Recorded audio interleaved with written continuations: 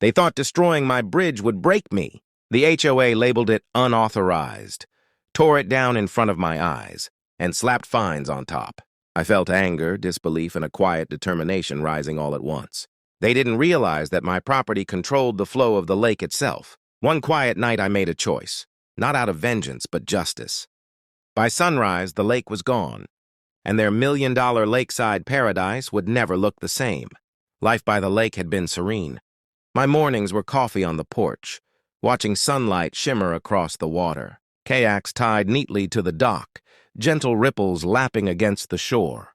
Neighbors waved politely, joggers passed by, and the streets were calm, lined with manicured lawns. Everything felt safe, predictable, and contained. The lake was the heart of the community, a rhythm of water, birds, and quiet contentment. A fragile peace that I would soon discover could be disrupted at any moment. Drop your location in comment. Let's see how far this story reaches around the world. Then the first letter arrived. Bridge out of compliance, remove immediately. Shock gripped me. I dismantled the bridge carefully, plank by plank, storing the wood behind the shed. I assumed the matter would end there, but the HOA didn't care about compliance. Their rules were about power, control, and intimidation. The first spark of conflict ignited, subtle but potent, and I felt the tension of an invisible war starting in my own backyard. Inspectors arrived unannounced, clipboards in hand, pacing my property like detectives. Karen's sharp blonde hair and navy blazer were unmistakable as she scribbled notes, while Tom adjusted his glasses, frowning at the dock. Every corner of my property, every shrub, every minor dip in the lawn became a potential violation. Neighbors watched quietly, whispers hanging in the air. The bridge had become a symbol, a lightning rod for petty rules and bureaucratic overreach, and I was the target.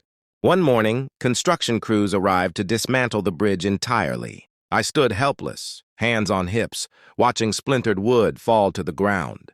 I argued, pleaded, even called the board. Nothing worked. The bridge, built with my own hands, was gone.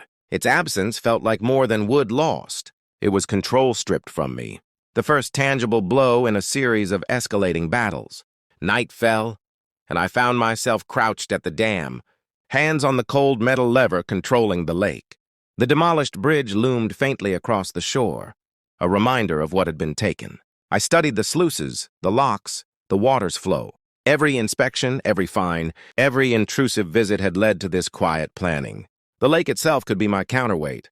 Patience and observation had turned into a plan, one that the HOA would never anticipate. For weeks, I watched the lake, memorized its patterns, and imagined the possibilities. What if their million-dollar paradise relied entirely on water I could control? The tension built silently. Each day, a reminder of their arrogance. Each evening, a chance to strategize. The bridge had been a spark, but the lake would become the weapon.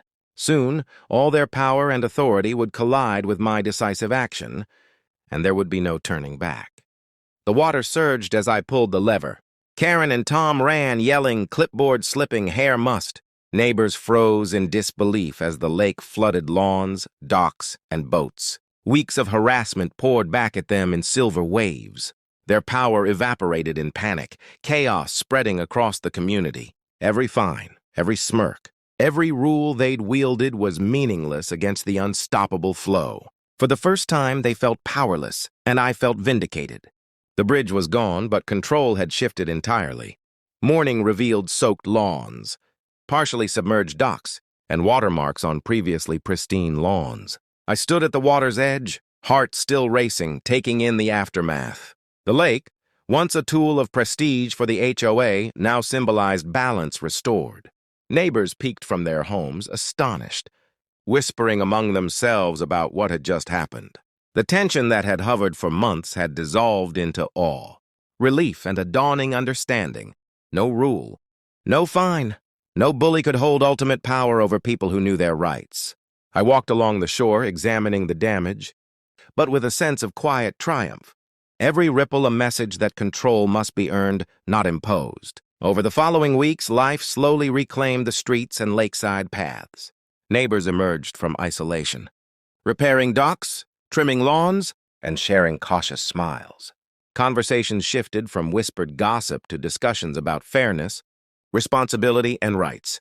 Children returned to the lake, playing without fear, their laughter carrying across the reclaimed water. Doors opened again, fences were mended, and the community began to remember what it felt like to be connected, rather than policed. The HOA's influence faded with each passing day. Meetings became more transparent. Dialogue replaced intimidation, and people started taking ownership of their lives and surroundings once more. It was a subtle revolution of civility and common sense, born from the upheaval I had initiated. I spent long mornings on the porch, coffee in hand, gazing at the lake. The bridge was gone, but my perspective had expanded. Weeks of harassment had tested me, sharpened my strategic thinking, and deepened my resolve. I realized the true value wasn't revenge, but the restoration of dignity, fairness, and control over my life. The lake, calm again, mirrored not just the sun, but my own growth. Each ripple reminded me that authority, when abused, always faces accountability. I had acted decisively, standing firm in principle, and learned that one person's courage could alter the balance of power in ways larger than themselves. The serenity I had once cherished now came with empowerment. The lake reflected golden sunlight, calm and silent, its gentle ripples catching the warmth of a late afternoon that seemed to linger in quiet celebration. Wooden stakes, splintered planks, and fragments of the demolished bridge lay scattered along the shore, a quiet, solemn testimony to the struggle and triumph that had unfolded here. Each broken beam told a story of confrontation, resilience, and a determination that had refused to bow to arbitrary authority. No HOA members were visible. Their once imposing presence had evaporated, their power diminished to a distant memory that now seemed almost absurd against the serene backdrop of the water. Neighbors moved through their day with a newfound sense of ease, their footsteps lighter, their conversations freer. Children played near the water's edge, their laughter echoing across the surface, while adults tended gardens or shared stories over fences without the shadow of fear or the anxiety of looming fines. It was as if the very air had shifted, infused with a collective relief and a subtle pride, a recognition that fairness had been defended. That courage had made a tangible difference. The water's surface, calm yet potent, mirrored not just the golden light but the deeper truths of the community. Vigilance, justice, and balance restored. The bridge may have vanished, but its absence spoke volumes, a symbol of change and the power of standing firm.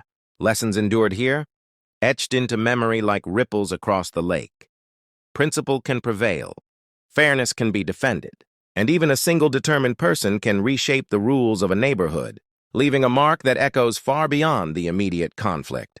As the sun dipped lower, casting long shadows across the reclaimed land, there was a sense that life had not only returned to normal, but had been enriched by the struggle. The conflict had ended, yet its impact would ripple through the community for years to come, shaping interactions, inspiring courage, and reminding everyone that true authority lies not in titles or rules, but in the hearts and convictions of those willing to stand up for what is right. The lake, once a silent witness, now seemed to pulse with quiet affirmation. Justice, once awakened, leaves a mark that cannot be erased.